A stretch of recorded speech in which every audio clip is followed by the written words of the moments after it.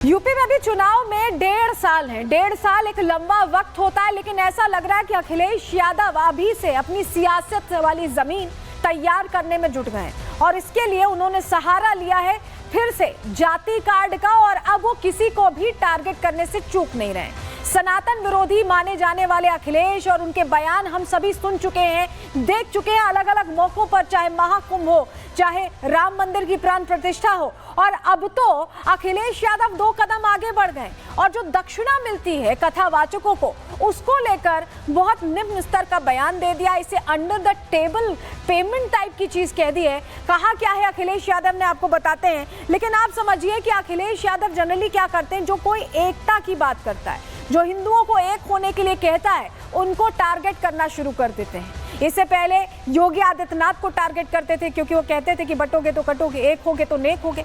अब उनके निशाने पर हैं बाबा बागेश्वर। क्यों है, क्या पूरा मामला है, चलिए डिटेल में पहले आपको जानकारी देते हैं, आपको बताते हैं। दरअसल अखिलेश की सनातन विरोधी छवि अब सामने आ गई है। बाबा बागेश्वर पर उन्होंने आपत्तिजनक टिप्पणी कर दी है। धीरेन्द्र शास्त्री पर कथा के बदले मोटी फीस का आरोप लगा दिया है। बाबा बागेश्वर पर अंडर द टेबल पैसे लेने का आरोप लगा रहे हैं। वो कथा सुनाने के 50 लाख रुपए लेते हैं, ये कह रहे हैं अखिलेश यादव। किसी की हैसियत है कि धीरेन्द्र शास्त्री को बुला ले। अखिलेश के बयान पर संत समाज में नाराजगी है। क्या राजनीतिक हित साधने के लिए सनातन का अपमान हो रहा है, संत भी ये पूछ रहे हैं, क्योंकि दक्षिणा को लेकर इस तरह का बयान अखिलेश यादव ने दे दिया। सुनवा भी रहे हैं, क्या कहा है, सुनिए जरा। कई कथावाचक हैं जो 50 लाख रुपए लेते हैं। कोई किसी की हैसियत है कि धीरेन्द्र शास्त्री को बुला ले अपने घर कथा के लिए? कोई अंडर टेबल लेगा वो बाबा पैसे? आप पता करवा लीजिए, अंडर टेबल नहीं लेते हैं वो धीरेन्द्र शास्त्री। क्या कथा वाचने की पता कितनी कीमत होगी उनकी, फ्री थोड़े नहीं। और जरा आपको बताते हैं कि इसको लेकर संतों में कैसे गहरी नाराजगी अब बैठ के उनको हैरानी हो रही है कि दक्षिणा को लेकर इस तरह की बात कही जा रही है। जरा आपको बताते हैं कैसे अब संत समाज में नाराजगी बैठी है। धीरेन्द्र शास्त्री, दरअसल ये पूरा मामला क्या है ये समझ लीजिए। जात पात की करो विदाई, हम सब हिंदू भाई भाई, धीरेन्द्र शास्त्री ने ये बात कही थी, एकता की बात की थी। उन्होंने कहा था कि जात पात से इतर हम सब एक हैं। धीरेन्द्र शास्त्री क्या कहते हैं, बाबा बागेश्वर हिंदुओं को एक करने पर जोर देते हैं और शायद ये अखिलेश यादव को पसंद नहीं आ रहा है। वो कह रहे हैं कि हिंदुओं की एकता के लिए आप साथ आइए, और ये यात्रा भी निकाल चुके हैं। आपको याद होगा उनकी यात्रा अलग अलग शहरों से होते हुए आगे बढ़ी थी। बाबा बागेश्वर की मुहिम से अखिलेश को नुकसान हो सकता है उनके राजनीतिक एंगल जो है, जो वो बांट कर वोट लेते हैं, उसमें नुकसान हो। हिंदू अगर एक हो जाएंगे तो पीडीएफ फॉर्मूला फेल हो जाएगा, और यही अखिलेश यादव की चिंता की वजह बना हुआ है। ओम प्रकाश राजभर भी इसको लेकर क्या कह चुके हैं, जरा आपको बताते हैं। ओम प्रकाश राजभर कह रहे हैं कि इटावा चोटी कांड पर उन्होंने बयान देकर यह बताया था कि समाज में सभी का काम बटा हुआ है, सभी का काम बटा हुआ है। और ये जो बटा हुआ काम, यहाँ कथा वाचन से उनका जिक्र था, जिसको जो काम करना है उसे वही करना चाहिए। और अखिलेश को राजभर का बयान भी रास नहीं आया। क्यों रास नहीं आया? क्योंकि उनके हित वाला बयान नहीं था। अखिलेश ने ओपी राजभर पर भी विवादित टिप्पणी यहाँ पर कर दी थी। ओपी राजभर को उन्होंने ओपी रात भर कहा था। ये बयान अखिलेश यादव का ही था। सोचिए अखिलेश को कितनी दिक्कत है। अब योगी आदित्यनाथ ने भी जोड़ने की कोशिश की थी, क्योंकि एकता को एक साथ मिलाने में, लोगों को एक करने में हर कोई जो कुछ भी कह रहा है, चाहे वो योगी आदित्यनाथ हो, चाहे धीरेन्द्र शास्त्री हो, चाहे राजभर हो, कोई भी अखिलेश यादव को पसंद नहीं आ रहा। योगी आदित्यनाथ का ये बयान, एक रहोगे तो नेक रहोगे, आपने सुना होगा, बहुत ज्यादा जगहों पर फेमस हुआ है और लोग इसे दोहराते हैं क्योंकि इसे एकता के रूप में देखा जाता है। कुछ लोग इसे जातीय हिंसा भड़काना चाहते हैं, ये योगी आदित्यनाथ ने कहा था। और सीएम ने इटावा के एसपी को बकायदा फटकार लगाई थी। जब वो घटना सामने आई थी तब फटकार लगाई थी। उन्होंने जातिवादी नहीं देखी थी, उन्होंने कार्रवाई को लेकर फटकार लगाई थी। ऐसे में क्या अखिलेश को एकता का ये संदेश डरा रहा है?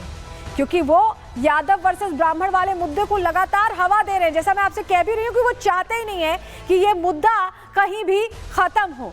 समझ लीजिए आप कि ये जो एकता का मुद्दा है, ये उनकी टेंशन की वजह इसलिए बना हुआ है क्योंकि उनके लिए तो पीडीएफ फॉर्मूला है, जातियों में बांटने का फॉर्मूला है, उसी से वो चुनावी वैतरणी पार करना चाहते हैं। और वो फॉर्मूला फेल हो जाएगा अगर योगी आदित्यनाथ जो कह रहे हैं या बाबा बागेश्वर जो कह रहे हैं वो फॉलो हो जाए। संत समाज में गहरी नाराजगी इसको लेकर। अखिलेश यादव के बयान पर संत नाराज हैं। संतों ने अखिलेश से कई सवाल पूछे हैं इसको लेकर।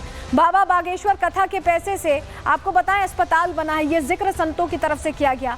धीरेन्द्र कथा के पैसे से गरीब बेटियों का विवाह कराते हैं, उनकी शादी कराते हैं। क्या ये अखिलेश यादव को पता है या नहीं पता है? संत समाज के लोग पूछ रहे हैं। अखिलेश सैफई में नंगा नाच कराते हैं, ये भी उनकी तरफ से कहा गया है, संतों की तरफ से। क्योंकि आपको याद होगा सैफई महोत्सव होता था, बड़े बड़े सितारे आते थे, हर बड़े सितारे का बॉलीवुड के नाम ले लीजिए, वो सैफई में होता था। अपने पैसे पर अखिलेश ने कितने यहाँ अस्पताल बनवाए हैं, ये भी पूछ रहे हैं संत समाज के लोग। और जब टिकट देते तो वो कितने पैसे लेते हैं, टिकट बंटवारे में कितने पैसे लिए जाते हैं समाजवादी पार्टी की तरफ से, इस पर भी प्रश्न संत पूछ रहे हैं। सुनिए क्या कुछ कहना है उनका। जिस तरह की बयानबाजी अखिलेश जी यादव कर रहे, मुझे लग रहा है वो कास्टिज्म के ऊपर ज़्यादा जोर दे रहे हैं। और उन्होंने जो संत महात्माओं के ऊपर भी एलिगेशन लगाए हैं कि ये मोटा पैसा लेते, मोटा फीस लेते हैं। पॉलिटिशियन टिकट जब देते हैं तो कितना पैसा लेते हैं हमें भी पता है, हमारे पास भी हमारे चेले चपाटे आते रहते हैं। तो इस तरह की बयानबाजी करना सर्वथा संत महात्माओं के ऊपर उचित है। रही कथा की बात, तो हिंदू धर्म का कोई जाति का कोई पंथ का ये भगवान की कथा कर सकता है। मैं अखिलेश यादव जी से ये पूछना चाहूँगा, पैसा तो आपके पास भी था, ऐसा नहीं है कि पैसा आपके पास नहीं है। और अगर बाबा बागेश्वर धाम अपनी कथाओं में पैसा लेते हैं तो उसका उपयोग कहाँ करते हैं, मायने यह रखता है। आपके पास धन था, आपने इटावा में नाच करवाने में वो पैसा खर्च किया। बाबा बागेश्वर धाम उसी पैसे को लेकर के असहाय और निर्धन कन्याओं का विवाह करवा रहे हैं, गरीबों के लिए कैंसर हॉस्पिटल बना रहे हैं। लेकिन आपको बताएं सपा और अखिलेश यादव का ये सनातन विरोधी जो आलाप है ये बहुत पुराना है, बहुत बार सामने आ चुका है। क्यों मैं ऐसा कहने जरा आपको बताते हैं। अखिलेश ने राम मंदिर से दूरी बनाई थी। आपको याद होगा कि जब राम मंदिर की प्राण प्रतिष्ठा होनी थी तो पहले उन्होंने कहा न्योता नहीं आया, फिर कहा न्योता आ गया है, फिर कहा कि हम नहीं जा पा रहे हैं। अलग अलग बातें उनकी तरफ से कही गई, दूरी उन्होंने बनाए रखी। अखिलेश ने महाकुंभ पर भी सवाल खड़े किए थे।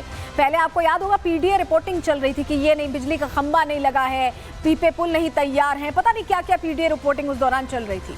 महाकुंभ के खिलाफ उन्होंने जमकर भ्रम भी फैलाया था कि व्यवस्था नहीं, लेकिन खुद क्या किया था, स्नान करते दिखाई दिए थे महाकुंभ में, खुद गंगा स्नान उन्होंने किया था। तो ये उनका जो दो तरह का चेहरा है वो कहीं खुलकर सामने आ जाता है। गौशाला से दुर्गंध आती है, अखिलेश यादव का ये बयान था। गौशाला, गौ माता जिसे हम पूजनीय मानते हैं, उसको लेकर ये बयान दिया था कि दुर्गंध आती है। और ये तक कह दिया था उस समय कि सपा का परफ्यूम हम लॉन्च कर रहे हैं, आपको याद हुआ है। वहीं सीएम योगी के भगवा कपड़े पर भी उनकी टिप्पणी आई थी। गेरुआ कपड़े को लेकर उनकी टिप्पणी जो आई थी उस पर संत समाज ने भारी नाराजगी दिखाई थी कि आप जो गेरुआ रंग है, जो सनातन का प्रतीक है, उस पर आप प्रश्न कर रहे हैं। रामचरितमानस पर सपा की तरफ से टिप्पणी आई थी। आपको याद होगा कि उस दौर में स्वामी प्रसाद मौर्य जो तत्कालीन महासचिव थे समाजवादी पार्टी के, उनकी तरफ से आपत्तिजनक बयान सामने आया था। ये जो बयान है, ये जो ट्रेंड है, ये बयानों का कोई नया ट्रेंड नहीं है। सनातन विरोधी बयान सपा की एक तरह से यूएसपी तब रहते हैं जब चुनावी मौसम आता है। और अभी 1.5 साल है, इसके बावजूद चुनावी मैदान में उतरने की तैयारी सपा भी से करती दिखाई दे रही है। लेकिन इसको लेकर लोगों में गहरी नाराजगी है, क्योंकि जिस तरह की बात कही गई है, दान दक्षिणा एक शुभ संकेत माना जाता है, उसे सनातन में एक तरह की अच्छी पहल माना जाता है। उसी पर प्रश्न और इस तरह का प्रश्न खड़ा किया गया है। सुनिए क्या कह रहे हैं।